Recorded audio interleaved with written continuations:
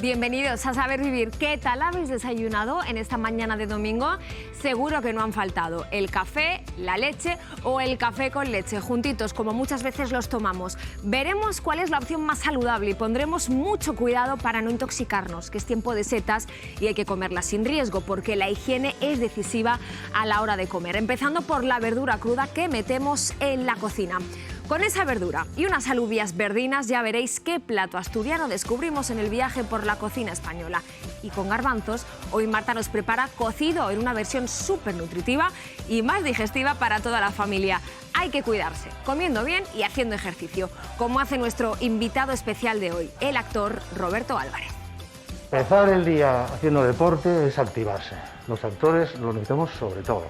Yo hago un día sí, un día no. Si dejo ese día, sí, de hacer de ejercicio, al día siguiente estoy caído físicamente.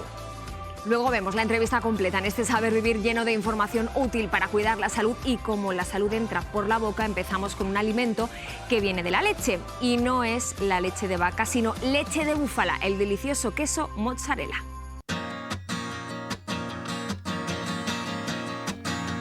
Me llamo Paul Montcortada y soy el encargado de la granja de búfalas y estamos en Palau-saverdera, en la comarca del Alto Empordán. Aquí ahora mismo tenemos entre grandes y pequeñas unas 500 búfalas y la leche la dedicamos a hacer producción de quesos, queso mozzarella y quesos curados. Mis padres fueron a hacer un viaje a Italia y vieron estos animales y como aquí en España no había ninguna explotación grande, pues vieron la oportunidad de traerlas aquí y empezar un negocio aquí. En toda España somos los únicos que hacemos mozzarella de búfala.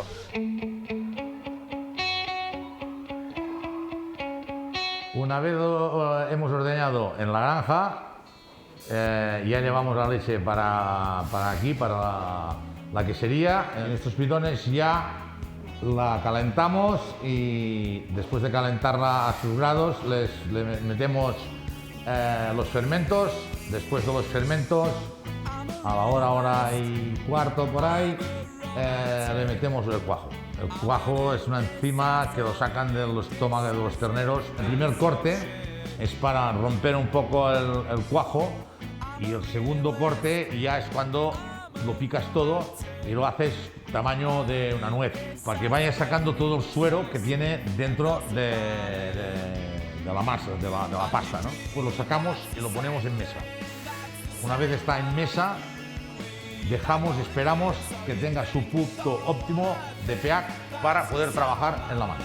Se puede hacer mozzarella con todas las leches. Un queso fresco de pasta filada cocida.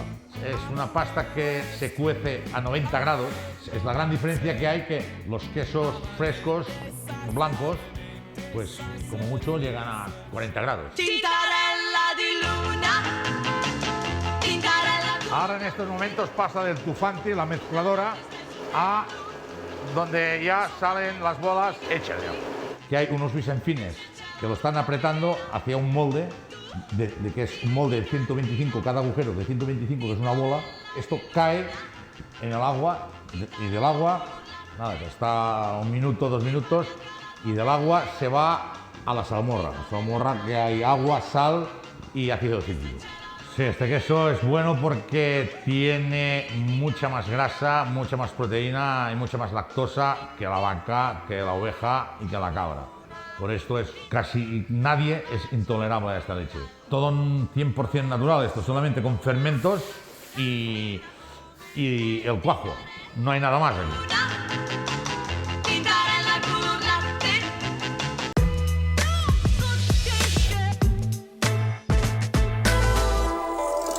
Qué rico sabe el queso, ¿eh? ¿Y qué sería del queso sin la leche? Porque la leche lo es todo, vamos, que la leche es lo primero. Por eso hoy vamos a analizar este blanco alimento con nuestra experta en ciencia y tecnología de los alimentos, Beatriz Robles.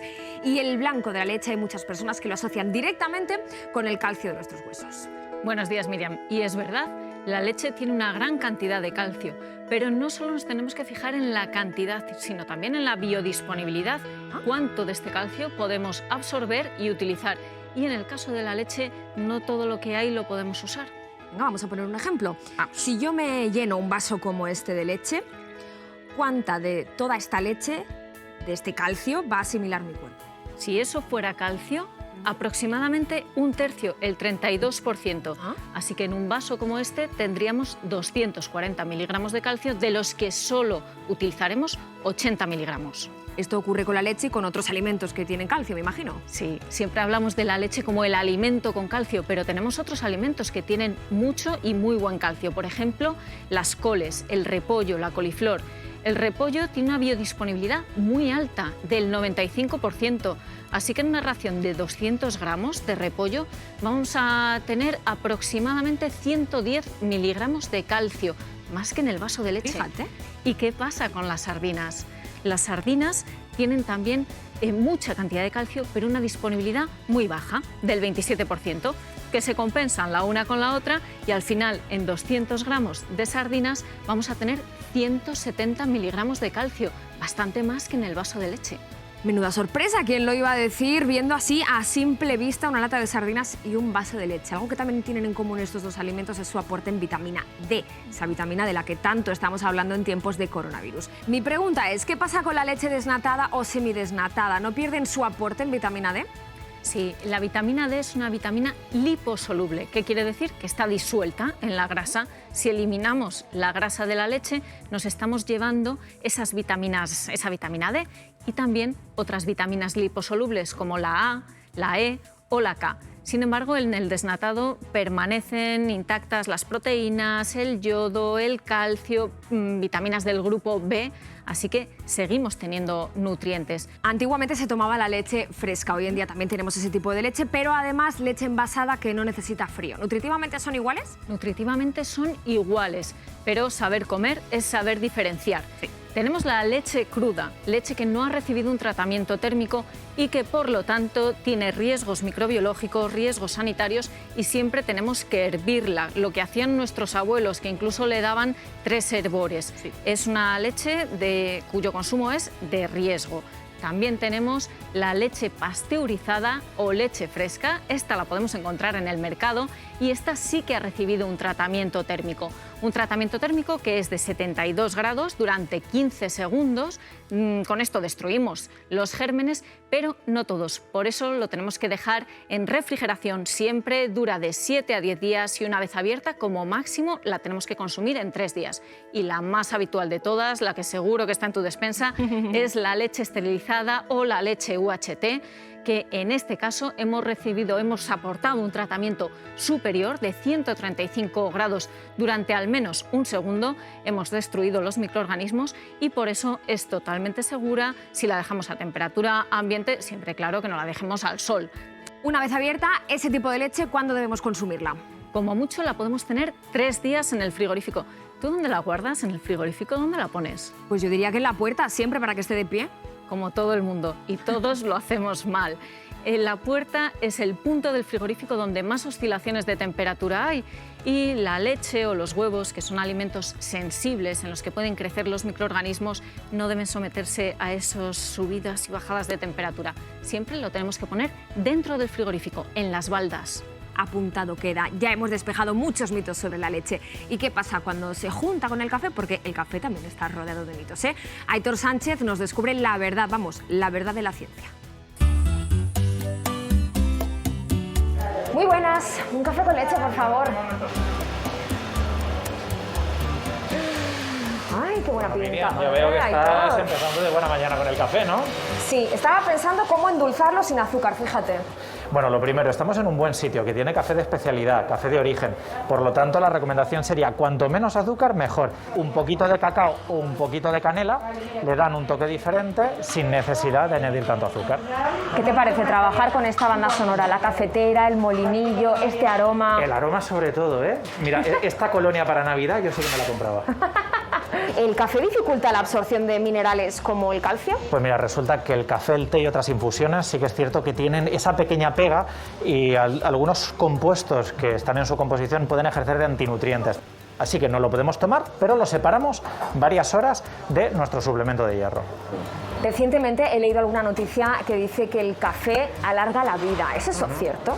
Pues sí, es cierto, pero hay que tener mucho cuidado con qué se toma el café, porque si lo hacemos con churros y con azúcar, todos esos beneficios se nos van fuera. Pero sí que es cierto que su consumo se asocia con buenos marcadores de salud, previene algunas enfermedades cardiovasculares, hace también de efecto antioxidante, todos los polifenoles que tiene, y luego también su consumo se asocia a la prevención de algunos tipos de cáncer, especialmente el de colon y el de próstata, y es por lo tanto una bebida bastante interesante. ¿Hay algún límite de café diarios que debamos tomar?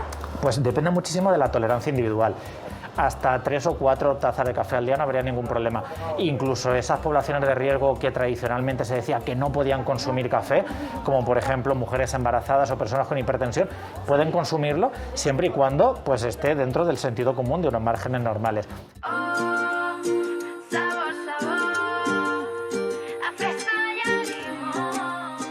Álvaro, que esto es como el paraíso del café. ¿Cuántos tipos tenéis? Pues generalmente tenemos siempre entre 17 y 20 tipos de cafés, ya sean orígenes, de países en concreto, orígenes puros, o blend, que son combinaciones de orígenes que hacemos nosotros. Luego lo tostamos nosotros de manera artesanal con nuestra técnica y lo traemos siempre a las tiendas recién tostado, donde lo molemos en el momento.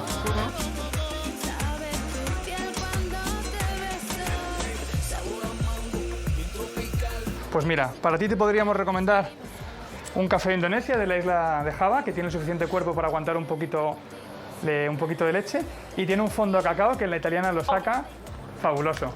Me has conocido rápido, ¿eh? Con el fondo cacao. 4 paquetes de café que te llevas. Eres muy cafetero, ¿no? Sí, bastante. ¿Por qué? ¿Qué te gusta el café? ¿O en qué momentos? O sea, prácticamente en cualquier momento. Lo tomamos por la mañana, mediodía, ¿sabes? Incluso por la noche. ¿Incluso por la noche? ¿No te afecta para dormir? No. ¿Cuántos cafés se puede tomar al día? Mira, a las 6 de la mañana uno, a las 9:30 otro, a la hora de comer otro, después de comer otro, y ahora me acabo de tomar otro. ¿Todos con cafeína? Todos con cafeína. ¿Cómo le gusta a usted el café? Así estoy yo como una moto.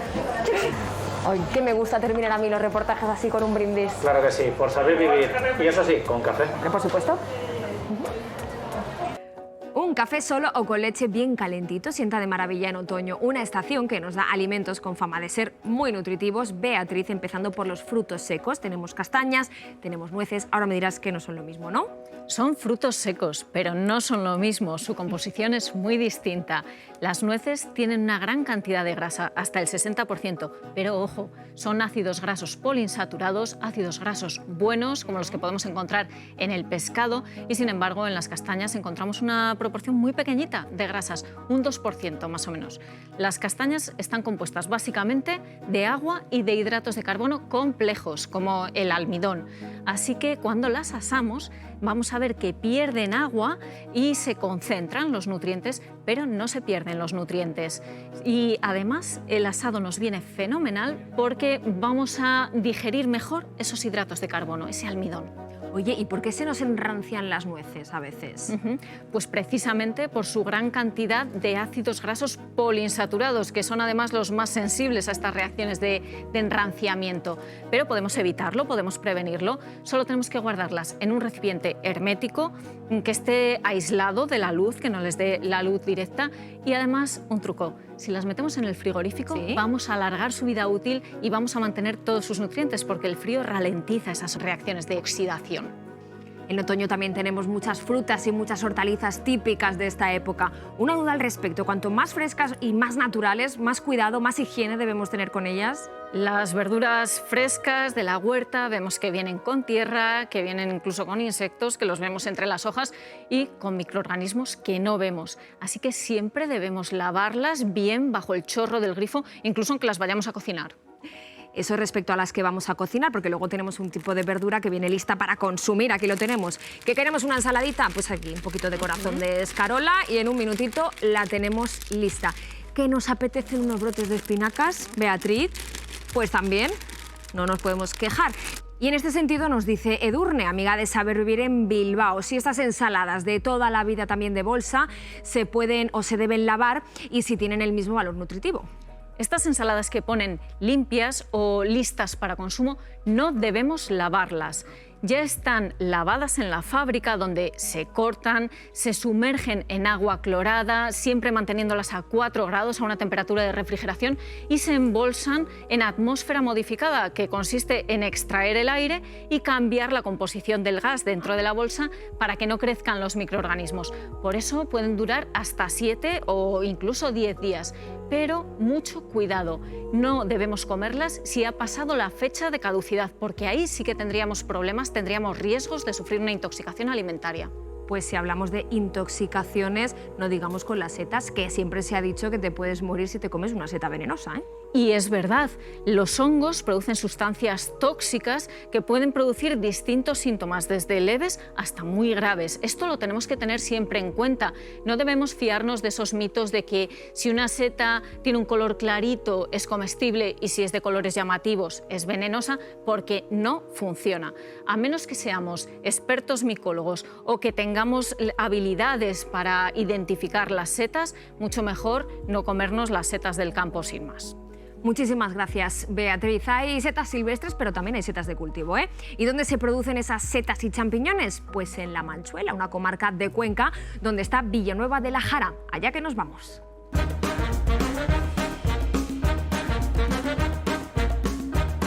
That old black magic has me in its spell. That old black magic that... Es una comarca, Villanueva de la Jara, donde se produce muchísimo, ¿verdad? ¿Y eso por qué es? En toda la región de La Manchuela hubo un boom del champiñón o de los hongos en general y empezaron a aparecer muchísimos cultivos tradicionalmente en cuevas que se excavaban en cerros y ahí se cultivaba el champiñón. Porque si te das cuenta, aquí hay muchísima humedad, hay una temperatura que es muy agradable y esos son los requisitos que necesita el champiñón para crecer. Cuando decimos, María Luisa, crecen como champiñones, ¿es realmente así? Este champiñón chiquitito que ves aquí, mañana será como este y pasado mañana será como este, que este ya está preparado para la recolección. O sea, este ya lo podríamos recoger. Sí, o sea que de un día a otro cambia totalmente. Listen, baby, ain't no mountain high, ain't no valley low, ain't no river wide enough, baby. If you need me, call me, no matter where you are, no matter how. Jesús, ¿y qué tipo de hongo es este que me ha hablado María Luisa maravillas? ¿Cómo se llama? Bueno, este hongo es shiitake, ¿vale? Es un hongo que viene originario de China.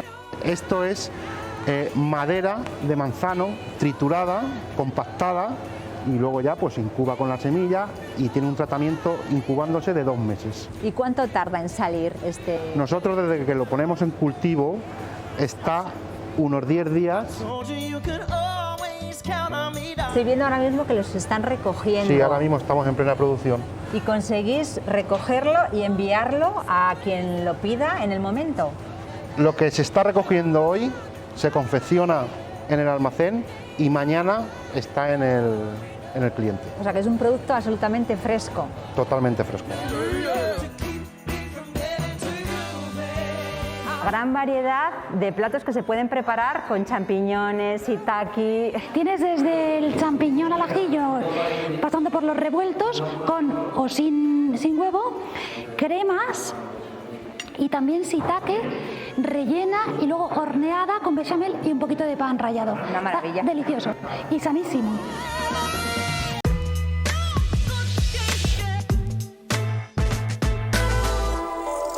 La lluvia de otoño va bien para el campo que se alfombra de setas, pero no va tan bien para el estado de ánimo, especialmente en estos tiempos de tanta ansiedad a causa del coronavirus. Lo confirman, de hecho, estos datos.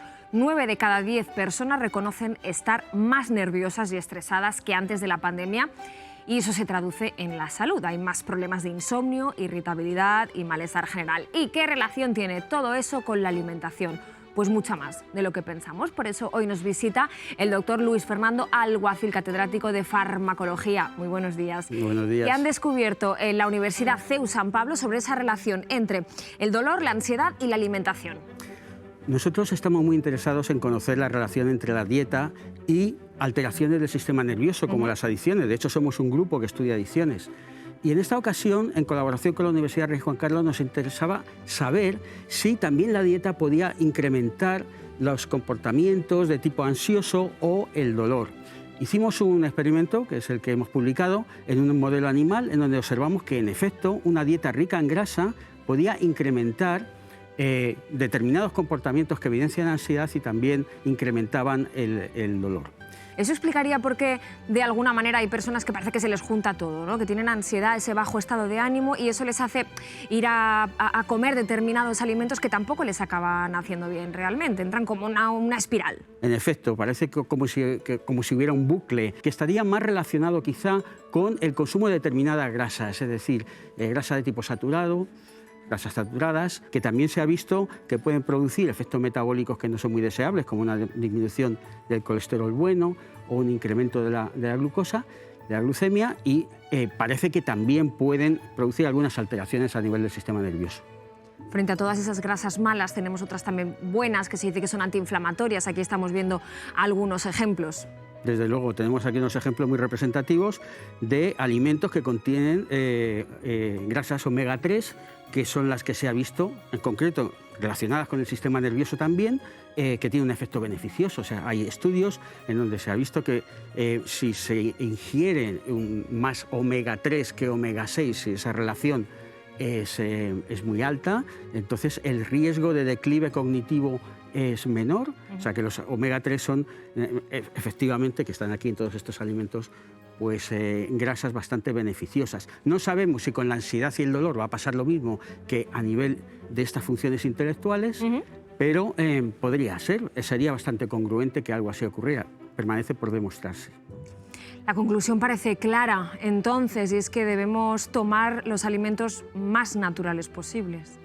Desde luego, lo que nosotros hemos visto, lo que nosotros hemos hallado en el laboratorio, va en paralelo, casa perfectamente con los consejos que nos hacen los nutricionistas de consumir alimentos frescos, con pocas grasas, si tienen grasas que sean grasas poliinsaturadas o monoinsaturadas, como el ácido oleico en el caso de aceite de oliva, y si se cocinan los alimentos, pues con poca grasa, o sea, evitar exceso de grasa y sobre todo saturada, bollería o pastelería que todos conocemos.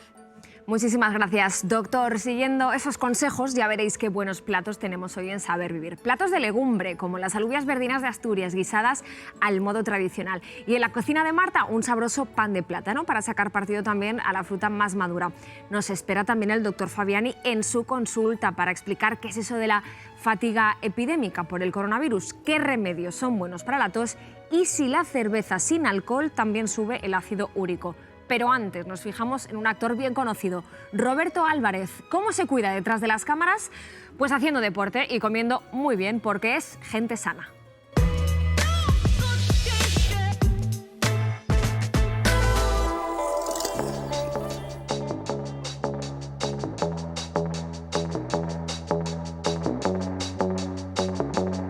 Tengo 64 años. Me encuentro estupendamente. Entonces aprendí, para envejecer bien, hace falta 3 cosas. La primera, en la pirámide del envejecimiento, la primera es el control del estrés. Ahí fallo por completo.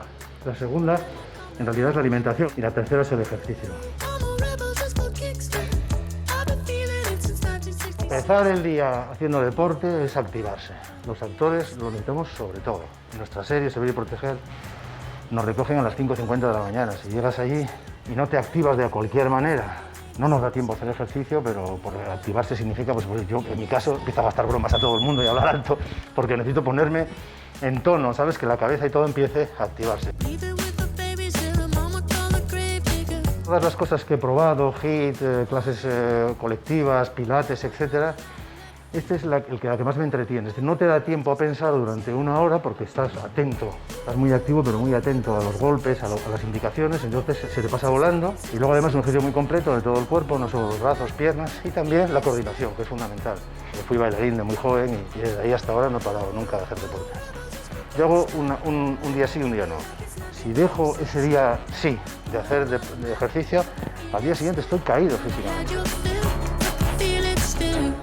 Para mí, saber vivir es tener cabeza para todo, para cuidarse físicamente y para cuidarse emocionalmente. Ser honesto, buena gente Yo creo que eso rejuvenece. En esta serie Diario de Servir y Proteger, Antonio es un médico y el personaje es absolutamente blanco. Es el médico que todo el mundo querría tener, un hombre entregado a su trabajo y a su familia. A mí, que más de 1 millón de personas nos vea todos los días, durante 3 años y medio, no me cabe en la cabeza. Vamos a comer a mi restaurante preferido, Kabutokaji, es comida japonesa, bueno, fusión, es una comida absolutamente saludable.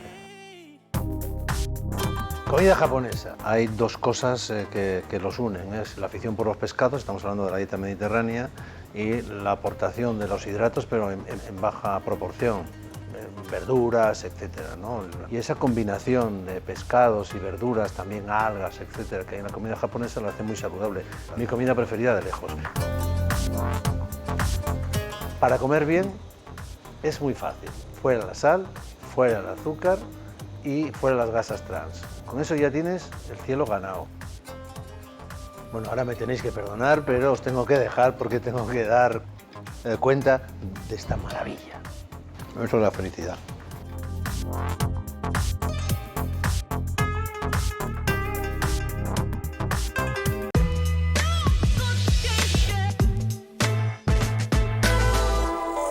Las personas con la edad de Roberto seguro que recuerdan muy bien a un mito del baloncesto, el gran Fernando Martín, rey de la cancha y el primer jugador además español en la mítica NBA de Estados Unidos. Los que somos más jóvenes, pues crecimos mirando al inmenso Pau Gasol, el sucesor de Fernando Martín. Y esta mañana, Jesús, nos traes a la tercera estrella española en el firmamento de la NBA. ¿Qué tal, Miriam? Pues así es, se trata de Raúl López, el mago de Vic, el tercer jugador español que estuvo en la NBA, como tú bien has dicho. El líder de los Juniors de Oro, la selección española que conquistó el Campeonato de Europa en 1998 y que después ganaron el Campeonato del Mundo en 1999 ante la selección de Estados Unidos. Ahí es nada. Y luego todo esto antes de cumplir los 20 años y luego ya en la selección absoluta pues fue medalla de plata en los Juegos de Pekín en el 2008 y campeón de Europa en el 2009 en Polonia. Vamos, que hoy estamos contando la historia de un gran campeón, ¿eh? Pues fíjate, un gran campeón, pero no solo por lo que ganó, sino también por lo que sufrió. Es un hombre que ha estado marcado por las lesiones de las rodillas, ha tenido ese tremendo hándicap. Jugando en el Real Madrid ya como titular, ya cumplidos los 20 años, pues tuvo una lesión en la rodilla derecha, lesión del ligamento cruzado anterior, con todo lo que eso supuso, una operación delicada, una recuperación dolorosa y larga, pero bueno, se recuperó, siguió jugando, después se fue a Estados Unidos, a la NBA, a los Utah Jazz, y cuando estaba allí en Estados Unidos en el 2003, es decir, 2 años después de la lesión que tuvo en el Real Madrid, otra vez la misma lesión en la misma rodilla, ligamento cruzado otra vez operación, otra vez dura recuperación. Y cuando ya parecía que salía del hoyo, que todo iba bien, en el 2004 se vuelve a lesionar, pero ahora en la rodilla buena, la misma lesión de ligamento cruzado anterior de la rodilla izquierda. En fin, que un hombre marcado por las lesiones que le privaron y nos privaron a todos de verle jugar en la NBA más partidos. Madre mía, con lo joven que era, cualquier otra persona habría tirado la toalla. Desde luego, cualquier otra persona, porque era todo muy duro, menos Raúl López, que se decidió a luchar por recuperarse, por volver a ser el de antes, con esfuerzo, con trabajo. Lo que pasa es que, claro, le marcaron tanto las lesiones que en el 2016 dejó definitivamente el baloncesto en activo. Pero me quedo con 2 frases suyas. Una es que no importa las veces que te caigas, sino lo importante es las veces que te recuperas, que sales adelante. Y la otra es que a veces en la vida es necesario tener una lesión gorda para sacar lo mejor de ti mismo. Fíjate. Raúl sacó lo mejor de sí mismo y no pudimos disfrutar del baloncesto más que hasta el 2016. Todo un ejemplo. Raúl López, que ya está retirado del baloncesto profesional, pero se sigue cuidando como antes y el deporte, de hecho, sigue muy presente en su vida. Sacar un poco de tiempo para entrenar a diario, porque al final mi vida pues, ha sido esto durante muchos años. Y lo que sí que creo que marca la diferencia es el comer, ¿no? El que seas capaz de comer lo más saludable posible te va a ayudar en todos los aspectos de tu día a día. Luego, pues el descansar también es fundamental y es algo que intento pues, también aplicar a mi día a día. Toma. Muy bien, gran lección de vida la de Raúl López, claro que sí. Una llamada también de atención para cuidar las rodillas y para prevenir lesiones. Bueno, hay que, no solo las lesiones de las rodillas, sino cualquier lesión. Ojo, porque los fines de semana muchos solemos, sin calzado adecuado, sin calentar, nos ponemos a jugar con los hijos, con los nietos, y ahí pueden venir las lesiones. Así es que hay que hacer deporte con cabeza para cuidar las rodillas y todo lo demás. Toda la razón, muchísimas gracias. Jesús, hagamos ejercicio y cuidemos la alimentación, pensando en las rodillas y a ver qué tal les sienta también la cocina de Marta, la cocina más saludable para todo el mundo, empezando por las personas con el azúcar alto. Así cuidan su cuerpo quienes tienen diabetes, de los 5 años de Irene a los 75 que ya tiene Pedro.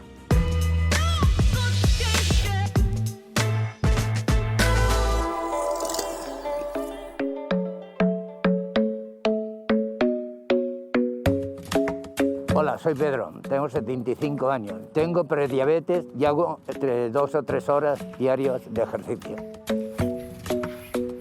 Hola, me llamo Paula, tengo 41 años. Tengo diabetes tipo 1 desde hace 24 años. Caminar y algo de ejercicio concreto, mínimo hora y media o 2 horas diarias. Me llamo Pablo, tengo 11 años y tengo diabetes tipo 1. Todos los días hago ejercicio. El deporte que me gusta hacer es body combat y montar en bici. Hola, me llamo Claudia, tengo 5 años, tengo diabetes y me encanta hacer deporte con la bici. Soy Irene y tengo 5 años y me encanta montar en bici. Pues Claudia la diagnosticaron a los 7 meses, que fue cuando fue el debut. Estaba como inquieta, se deshidrató completamente, empezó a estar somnolienta y la llevó a urgencia. Dijeron que tenía el azúcar en unos niveles muy altos y que probablemente sería una diabetes. Cuando ya fue un poquito más mayor, nos enseñaron la relación que había entre la diabetes y el deporte, como si fuese una insulina, pero de manera natural. Intentamos todos los días bajar al parque, o el patinete, o la bici, los fines de semana intentamos hacer rutas. Pues hacer deporte les ayuda a eso, a que el control glucémico sea mejor. Irene tenía 2 años y 5 meses, empezó con síntomas de beber mucha agua, orinar bastante y comer bastante cantidad. A mucho la bicicleta, le gusta correr, los patines, todas las tardes, tener una actividad complementaria o salir con ella. Y el fin de semana es igual. Llevo 24 años siendo diabética tipo 1 y él es mi hijo Pablo, que lleva 3 años también con diabetes tipo 1. Tenemos que hacer 5 o 6 comidas diarias, la de media mañana es muy importante para nosotros, que normalmente la basamos en frutas, porque es un alimento que nos mantiene muy bien toda la mañana. Creo que hay 3 pilares. Primero son los controles glucémicos, controlar en qué momento estamos del día y cuál es nuestra glucemia en ese momento. Intercalar una comida sana con un deporte diario, aunque sea solo el caminar. Si estamos en casa porque un sábado sea lluvioso y el salón de casa se retiran mesas, se retira todo y se convierte en un gimnasio particular. La comida como en la cena siempre va incluida la verdura y la fruta. Ellas vienen, les encanta ver la fruta y luego también participan a la hora de hacer las recetas de cocina. Desde el debut ella ya tenía unos hábitos de alimentación saludables. El añadido es que hay que pesarlo todo. De que ella necesite algo, se para, se mira el sensor, se le da el refuerzo y continúa en el ejercicio. La alimentación de un niño con diabetes es la que deberíamos llevar todos. En todas las comidas que hagamos tiene que estar incluida la fruta, la verdura, la proteína, los hidratos de carbono. Entonces al final no es una dieta difícil. Gracias al ejercicio, gracias a la alimentación, llevo ya 3 años manteniéndome en una media muy baja. Yo creo que en nuestro caso es muy importante que el niño desde pequeño asuma la enfermedad, se empodere, sepa que tiene que hacer ejercicio, que su alimentación es más sana. Deporte lo deberíamos hacer todos, pues en ellos si empiezan desde pequeños mucho mejor. Al final son felices.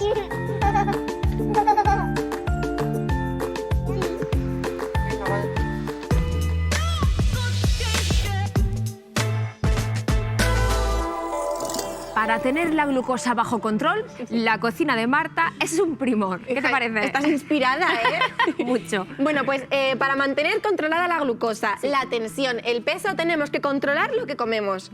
Empezando por un plato emblemático del otoño, que es el cocido madrileño. Qué bien sienta el cocido en otoño, con su carne, con sus verduritas, con su patata. Con su patata. Estás hablando del cocido gordo, del cocido aristocrático, Miri. Ah, no sabía. Pero es que hay más cocidos. Sí, explícame eso. Si todo empezó con poner en una olla, en un buen puchero, a cocer gallina, garbanzos y las verduras que nos venían bien gastar de la despensa. Este es el cocido pobre. Vale.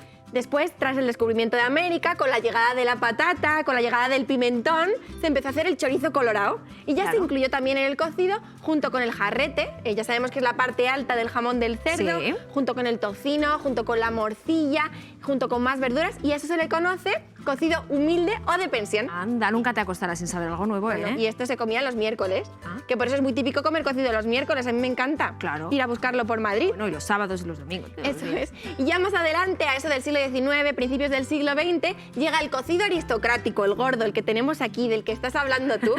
Este era el cocido de las 7 verduras y de las 7 carnes. Imagínate. Y lo utilizaban además como reclamo comercial en los restaurantes de las casas de comida, porque decían, oye, al precio de uno, te estás comiendo 3 señores platos. Pues también es verdad. Una sopa con sus fideitos. Te estás tomando también, por otro lado, las verduras con las legumbres. Y ya terminamos con un plato de carne. Es verdad. Oye, ¿y tú cómo haces para convertir este plato tan notable en un plato sobresaliente? Bueno, tengo que decir, Miri, que ya es casi sobresaliente el cocido en sí, porque está riquísimo y porque además nos ayuda a comer legumbres de forma fácil. No conozco a nadie a quien no le guste el cocido. Yo tampoco. Pero es verdad que tenemos proteína además, porque tenemos los garbanzos y tenemos también mucha carne. ¿Qué vamos a hacer? Reducir el contenido en carne y además vamos a utilizar carne magra. ¿Qué carne quitamos? Vamos a quitar la panceta, vamos a quitar el tocino, vamos a quitar el embutido, vamos a quitar la morcilla, el chorizo, vamos a quitar las grasas saturadas. Vale. El jarrete es estupendo. Es una pieza del cerdo que nos interesa, es carne magra, ¿vale? En segundo lugar, vamos a utilizar para aliñar por arriba con un chorrito de aceite de oliva virgen extra en crudo y metemos ahí un chute de antioxidantes. Muy bien. Y vamos a aumentar la cantidad de verduras. Perfecto. En mi caso, bueno, yo te propongo, Miri, no sé qué verduras echas tú al cocido. Las que tú me digas seguro que van a estar bien. De todo. Mejor que bien. Mucha gente echa puerro y me encanta esa opción porque pones a cocer el puerro y queda brutal, buenísimo. También repollo. Lo voy a probar. Como verdura a añadir, que también, no sé si la verás por aquí, porque tú puedes pensar, dices, aquí veo ya la zanahoria. Zanahoria, desde luego, pero esto... Calabaza. Esto es calabaza, es verdad. Calabaza, que además es del otoño, esta hortaliza, viene Claro. fenomenal. Te animo a que la incluyas porque está buenísima. Oye, y cuéntame ese truco del bicarbonato. Bueno, esto es buenísimo. En Madrid es verdad que no lo necesitamos tanto, pero en los lugares que hay aguas más duras, que tienen más contenido en cal, este truco es estupendo. Venga, a ver. Vamos a poner en remojo la noche anterior nuestros garbanzos. Y mucha gente dice, a ver, ¿y eso de echar bicarbonato funciona o no funciona? ¿Eso funciona o no? Si el agua tiene cal, sí que funciona. Lo que sucede es que en la cubierta externa de los garbanzos hay una palabra un poco rara que se llama pectina. Hay pectina. La pectina reacciona con la cal del agua y se forma una cosa que se llama pectato, que es como un escudo. Vale. Entonces se ablanda mucho más tarde el garbanzo. Si yo echo bicarbonato, el bicarbonato es el mejor secuestrador de cal. Oye, se lleva él la cal y deja el garbanzo libre y se ablanda mucho antes. Estupendo, Marta. Plato sobresaliente de 10, como siempre. Los garbanzos son los reyes del puchero en Castilla, pero en Asturias cocinan de maravilla otra legumbre tan colorida como sabrosa, que son las alubias verdinas. ¿Habéis entrado, por cierto, alguna vez en un hórreo? Es la despensa tradicional en el norte de España. Vamos a conocerlo.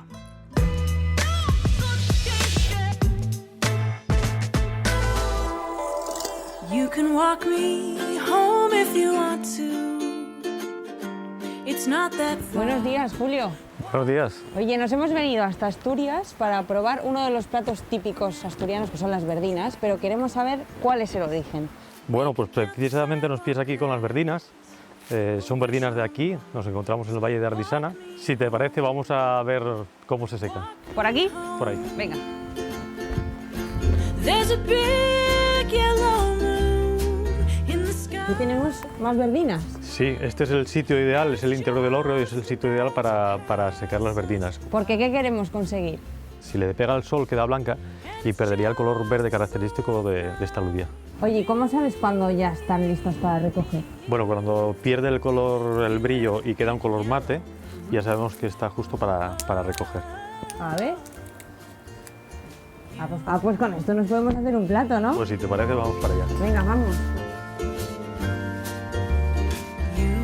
Bueno, el plato que vamos a cocinar es el plato más típico del Valle de Ardisana y son las verdinas con pantruque. Bueno, pues ¿cómo empezamos a preparar las verdinas? Pues el plato más importante son las verdinas, que no las hemos metido a remojo, solamente están pues lavadas. ¿El agua esto está fría, está caliente? Es un agua que tiene que estar frío. Ahora lo que echamos es el ajo bien picado. Bueno, ahora el siguiente que echamos es la cebolla. El siguiente ingrediente es el pimentón, que lo que va a aportar es un poquitín de color. ¿Y qué nos queda? Lo más importante, que es el aceite de oliva. Echamos el chorizo y la morcilla. ¿Y este plato lo podríamos hacer con otro tipo de acompañamiento? Sí, la verdina es una alubia que admite todo tipo de acompañamiento, como puede ser verdura, puede ser setas, o se puede poner con cualquier tipo de pescado. Bueno, pues aquí tenemos todos los ingredientes para hacer el pantruque. Lo primero vamos a echar los huevos, luego el resto de ingredientes sería la harina de maíz, que es el más importante, sería el tocino, la cebolla y un poco de sal. En 1900, cuando había mucha escasez de comida, y era pues hecho como un falso pan, como no había mucho chorizo, mucha morcilla, pues era una manera de hacer un complemento a las verdinas o a la fabada. Y ahora lo único que le falta sería freírlo. Y saldría así, ¿no? Y saldría como este que tenemos aquí. Falta 1 hora y media de cocción y la tiene que hacer en la cocina de leña. Bueno, Julio, que te traigo todo el trabajo, ¿eh? Bueno, ya has hecho todo el trabajo, ahora simplemente falta sacar todos los ingredientes, el compango que se llama aquí, y empatar. La cualidad más importante de esta alubia es que apenas tiene piel y que la textura es como si fuera mantequilla. Bueno, pues ya tendríamos las verdinas con pantruques listas para comer. Pues nada, yo creo que me voy a quedar aquí contigo, a que me cuentes un poco más de la historia de este sitio y a dar cuenta de eso, ¿no? Perfecto, muy bien. Los platos de puchero son un estupendo ejemplo de cocina de aprovechamiento. Ya sabemos que en la olla siempre se echaba lo que se tenía disponible en la despensa. Y la cocina de Saber Vivir es que es puro aprovechamiento. Puro aprovechamiento, empezando por la repostería. Sí. Porque, oye, tenemos fruta madura y ¿dónde lo echamos? Mermelada. Una mermelada. Tenemos plátanos maduros y ¿dónde los ponemos? En un bizcocho. En un bizcocho como este, que es pan de plátano, también se conoce como pan de banana, pan de guineo, banana bread, tiene un montón de términos. Sí, es verdad. Pero lo interesante de este bizcocho es que se endulza con plátano maduro y a mí me encanta. Muy bien. Ojo, esa es la versión más saludable. El pan de plátano de toda la vida lleva harina refinada, casi siempre de trigo, lleva también mantequilla, lleva bastante azúcar y es verdad que lleva plátano, pero no suficiente. Y no como el ingrediente principal, vamos. Eso es, y también lleva pepitas de chocolate. ¿Cómo lo hemos hecho más saludable en Saber Vivir? ¿Cómo? Pues muy fácil. Hemos cambiado la harina refinada por harina integral. Y encima, para aumentar el contenido en fibra, y encima lo hemos hecho con harina de avena. A mí me gusta mucho porque da bastante sabor y así ya vamos incorporando saborcito. Claro. Y a favor vamos quitando azúcar. En segundo lugar, hemos cambiado la mantequilla por aceite de oliva, un perfil de grasas más saludables. Hemos aumentado el contenido en plátanos, hemos añadido también dátiles y nos hemos quitado de la ecuación directamente al azúcar. Y además, en vez de echar pepitas de chocolate, hemos echado directamente cacao puro. Y así damos este color y olor. Y olor. Que nos recuerda al chocolate y nos está sugestionando ya a que va a estar rico. Desde luego que sí. Tu repostería enamora. Y no solamente a mí, no, a todos nuestros amigos de Saber Vivir. Fíjate lo que nos dice Marina, que nos está escribiendo desde Santiago de Chile, que nos pregunta por redes sociales qué puede poner en la repostería en lugar de mantequilla para que engorde menos. Menuda pregunta, ¿eh? Si todo fuera tan fácil. Hay que moverse, eso es lo primero. Hay que tener una vida activa, que no tenemos que centrarnos solo en la repostería para adelgazar. Eso es lo primero. Y lo segundo, yo utilizo para sustituir la mantequilla muchas veces aceite de oliva virgen extra y aguacate, que también es una fruta grasa. Pero ojo, el aceite de oliva tiene las mismas calorías que la mantequilla, no engorda menos. Lo que sucede es que tiene un perfil de grasas más interesantes. Interesante todo lo que tú nos cuentas también. Muchísimas gracias. Marta, en Saber Vivir amamos la paz, pero declaramos la guerra al sedentarismo. Es la guerra más noble y hermosa que existe y para ayudarnos a vencerla tenemos a la profe de coaching, Joana Fernández.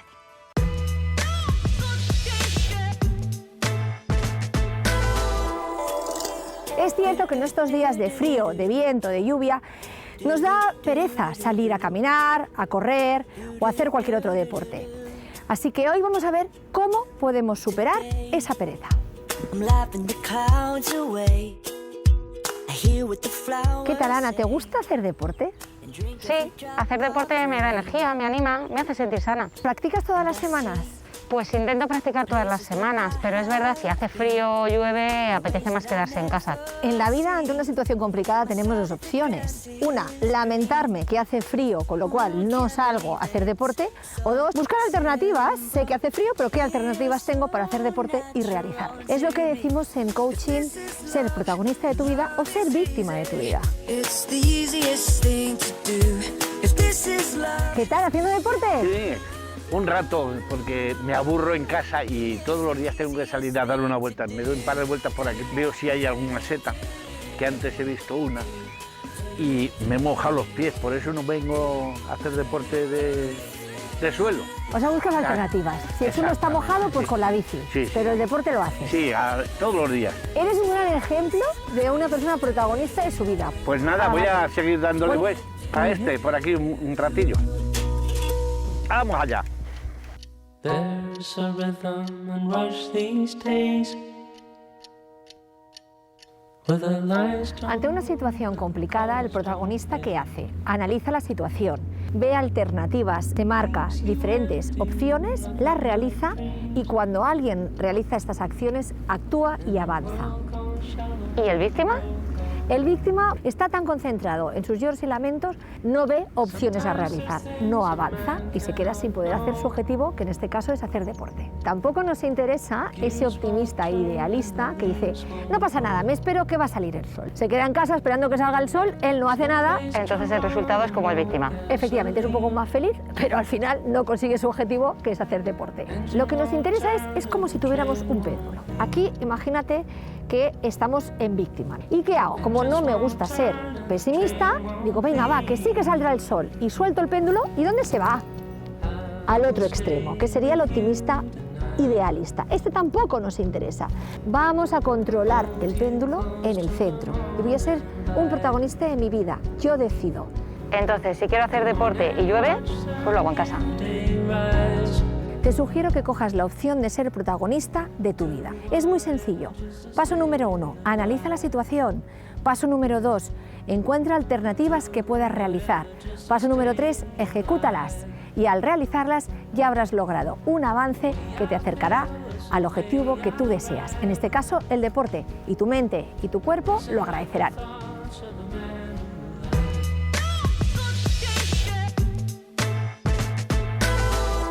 El ejercicio es la mejor defensa contra muchas enfermedades, empezando por el coronavirus. Y hoy, doctor Fabiani, se cumplen 9 meses y 15 días desde que se aprobó el primer estado de alarma en toda España. Ha pasado mucho tiempo y cada vez se nota más el cansancio. 9 meses y 15 días, que esto prácticamente es un embarazo que se nos está haciendo un poco largo, y paciencia, porque para el parto todavía queda bastante. Esto no lo podemos llevar bien porque es una cosa que no es agradable para ninguno, pero hay personas que se sienten especialmente cansadas, hastiadas. Y de hecho se ha desarrollado un término que se conoce como fatiga epidémica y que expresa este cansancio. Tranquilidad, que no es ninguna enfermedad, pero ojo, no bajemos la guardia. Podemos cansarnos, pero no abandonar las medidas, que el virus no se cansa y por lo tanto no descansa. Tenemos que recordar que llevamos ya mucho tiempo recorrido en el que hemos aprendido cómo combatir, cómo prevenir el contagio, y tenemos que tener claro que cada vez nos queda menos recorrido de esta carrera de fondo. Vamos, de hecho nos quedan exactamente 9 meses y 15 días menos que cuando todo empezó. Lo cierto es que a la luz de las encuestas, el 57% de la gente reconoce que se ha saltado las normas alguna vez. Lo que quiero pensar es que el 43% restante no es que se le hayan saltado muchas veces, sino que no se le han saltado ninguna. Que nos saltemos las normas alguna vez en este tiempo, pues puede tener cierta lógica. Lo que es importante es que si ha sido así, sea por un despiste, y no que no lo hayamos saltado a conciencia, porque un pequeño despiste, un pequeño abandono de las medidas puede tener graves consecuencias. Y por tanto tenemos que sacar la señal de peligro ante circunstancias de riesgo de contagio, ante esos espacios cerrados, ante esas reuniones con otras personas, ante convertirnos en contactos estrechos de otras personas que puedan contagiarnos. Y recordad que la mejor forma de defendernos en estas situaciones es esa mascarilla que bien utilizada va a ser nuestra mejor compañera en este otoño-invierno.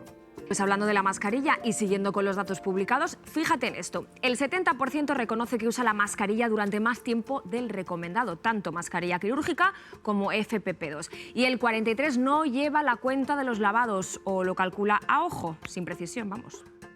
Mira, esto es como si me pongo el cinturón de seguridad en el coche, pero solo por encima y no lo abrocho. Vamos, que esto no me protege de absolutamente nada. Es muy importante que llevemos la cuenta. En el caso de las mascarillas desechables, ya sean mascarillas quirúrgicas, FFP2, que no superamos el número de horas máximo permitido. Y en el caso de las mascarillas que son reutilizables, que pueden lavarse, que no superamos el número máximo de lavados permitidos y tampoco el número de horas máximas que podemos utilizarlo entre lavado y lavado. Utilizar una mascarilla que está sobreusada y fuera de estas especificaciones pues se convierte aquello en un colador en el que el virus pasa de un lado para otro como quiere. Es muy importante que tengamos en cuenta que tenemos que llevar la cuenta y por tanto tenemos que sacar el semáforo rojo si de repente voy a salir a la calle, me voy a poner la mascarilla y dudo por un momento de si esa mascarilla quizá ya está pasando el número de horas recomendada. En ese momento me paro, me detengo e inmediatamente me la cambio por una que me ofrezca todas las garantías. Es bueno insistir en esto, porque muchas personas ya están bajando la guardia en la mascarilla y en lo de mantener la distancia física, que al principio nos daba mucho miedo, pero ahora la gente se vuelve a acercar inconscientemente y fíjate lo que han publicado los investigadores, que una sola gota de saliva puede viajar más de 6 metros con una leve brisa de 2 metros por segundo y sin viento claramente llega a más de 1 metro de distancia. Tenemos que dejar de reunirnos siempre en torno a una mesa, donde evidentemente es obligatorio que nos quitemos la mascarilla para poder comer lo que está servido en esa mesa. Son épocas de no soplar muchas velas, de no cantar, de no abrazarnos demasiado. Esto es una época que volverá, pero ahora mismo no es el momento de hacerlo. De hecho, y en este sentido, hay una recomendación que se está haciendo ahora precisamente cuando tenemos reuniones, cuando estamos reunidos con otras personas en espacios muy cerrados. Hablo fundamentalmente pues, de, por ejemplo, el transporte público o en salas de espera. Se recomienda algo que, bueno, más que preguntártelo, te lo digo con una adivinanza.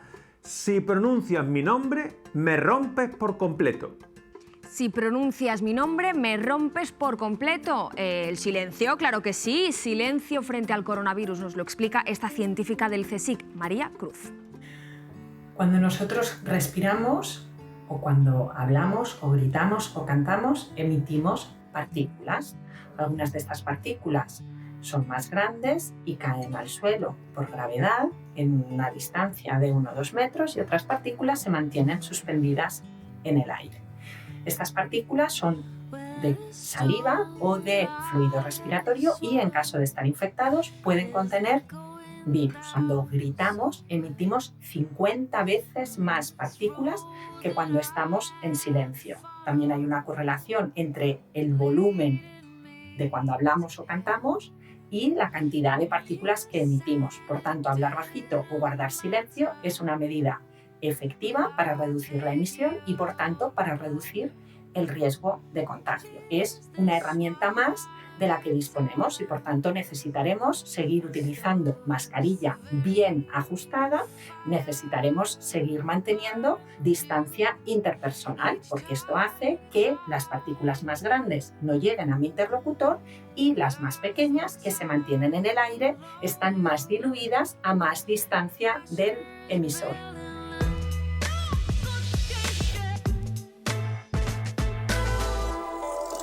Tiempo de otoño y tiempo de tos. Tos de coronavirus y tos de cualquier otra enfermedad. Y por ahí va hoy la pregunta del millón, doctor Fabiani. ¿Hay que tomar jarabe para quitar la tos? En general, no. Y no por varios motivos. Primero tenemos que recordar que la tos es un mecanismo de defensa y hay que dejarla que actúe. No tenemos que obsesionarnos en no toser absolutamente nada. Segundo, porque los jarabes para la tos en general son poco eficaces, tanto en adultos como en niños, pero no están exentos, no están libres de efectos secundarios y por tanto siempre, como todas las medicaciones, con cautela y mientras menos mejor. Y en tercer lugar, porque no debemos olvidar que si la tos se prolonga mucho, se hace muy intenso o asocia a otros síntomas, por ejemplo fiebre, dificultad respiratoria, debemos contactar con nuestro médico por si más allá de ese jarabe de que hemos comentado, pues hay que hacer algunas cosas más. Pero fíjate que no debemos olvidar que si tenemos esa típica tos seca, irritativa, con pinchazos en la garganta, pues más allá de tirarnos a buscar un jarabe de este tipo, tenemos que recordar que hay cosas que son muy importantes, como no forzar la voz, es decir, hablar bajo, evitar alimentos, sobre todo bebidas con temperaturas muy extremas, no hay que tomarlas ni muy frías ni muy calientes, no fumar, que es muy irritante para nuestra garganta, tomar miel, que puede ayudarnos a aliviar esa tos seca y a poner más suave la garganta y, por supuesto, a hidratarnos. El problema, ya sabes, es que muchas personas tienen una idea diferente de la hidratación, como Álvaro, amigo nuestro y paisano tuyo, porque nos escribe desde Sevilla, y pregunta si es cierto que la cerveza sube el ácido úrico, incluso si es cerveza sin alcohol. Lo que sube el ácido úrico, efectivamente, entre otras cosas, es el alcohol, y por tanto la cerveza con alcohol, como cualquier bebida alcohólica, pues tiene esa capacidad de subir el ácido úrico. Pero bueno, aunque no subiera el ácido úrico, el alcohol no es recomendable. Mientras menos alcohol bebamos, mejor, pero no solo cerveza. Y por otra parte, recordad que no solo importa la cifra del ácido úrico, sino cómo he llegado a esa cifra.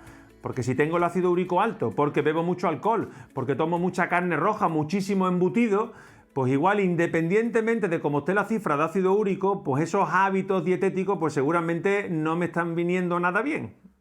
Oye, ¿y qué me dices del vino? Antes se decía que un vasito de vino en las comidas y sobre todo vino tinto era precisamente bueno para el corazón. Antes se decían muchas cosas, Miriam, pero no. Mira, lo único bueno que tiene el vino es que viene de la uva, pero créeme que es mejor tomarse un puñado de uvas que no un vaso de vino. Es más, lo único bueno de un vaso de vino al día es que sea eso, un vaso, y que no sean 2, 3 o 4 vasos. Mientras menos alcohol, mejor. Así que vamos a sacar una señal de prohibido a beber alcohol, sobre todo si es un consumo diario, habitual y más aún si es en grandes cantidades. Y una señal de prohibido que es especialmente importante en los más jóvenes. Muchísimas gracias, doctor. Apostemos, claro que sí, por una vida saludable, sin alcohol y con alegría de vivir. Por eso llegamos al final de Saber Vivir con música de la buena, porque es música cantada con el corazón, con el alma pura de la cantautora Pamela Magal, que lleva su música a quien más le ayuda y más la puede necesitar. Con su magia de ilusión os dejamos hasta el domingo que viene. De corazón, cuidaos mucho. Si mi alma habitara otro cuerpo. Para mí la música es mi forma de expresarme con el mundo. Escucharía mi voz en el silencio. ¿Cómo puedes ayudar, ¿no?, con algo que te hace tan bien a ti? Y realmente que haya una conexión a través de algo tan bonito como el arte, como la música en este caso, es maravilloso. Los chicos de Danza Down son personas que lo dan todo, que se emocionan, que son súper expresivos. Me verías como yo te veo. Si mis ojos se cegaran de llanto, escucharía. Y lo transmiten. Emocionante haber rodado esa escena con ellos, la verdad. Yo creo que ayudar ayuda. Y realmente la música es una compañía, ¿no? Es recordar momentos, es trasladarte a tu infancia con tus seres queridos. Y realmente yo creo que esa conexión es maravillosa, ¿no? Poder llegar a personas que están hospitalizadas, que reciben diálisis. Iniciarlos con la música es una bendición. Me siento muy afortunada de hacer este corto, ¿no? Es que fue un sueño, la verdad. Alberto Collantes, que es el director, él me acompañaba a hospitales a cantar con música en vena y realmente surgió entre los dos la idea de contar, ¿no? De cómo la música puede ayudar y puede alivianar procesos y puede acompañar a personas en el día a día a superar obstáculos y hacer la vida más fácil. ¡Eso! Te hace aprender y realmente reconforta muchísimo. Para mí también fue un reto, ¿no? Yo no había trabajado nunca con chicos con autismo y es increíble cómo ellos se logran comunicarse y por ahí hacer avances día a día con la música, ¿no?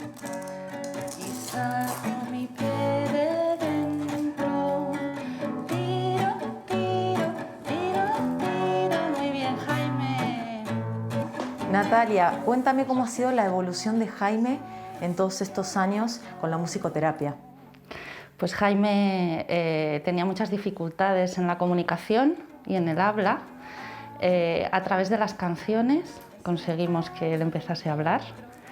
La música es una forma de comunicación universal importantísima.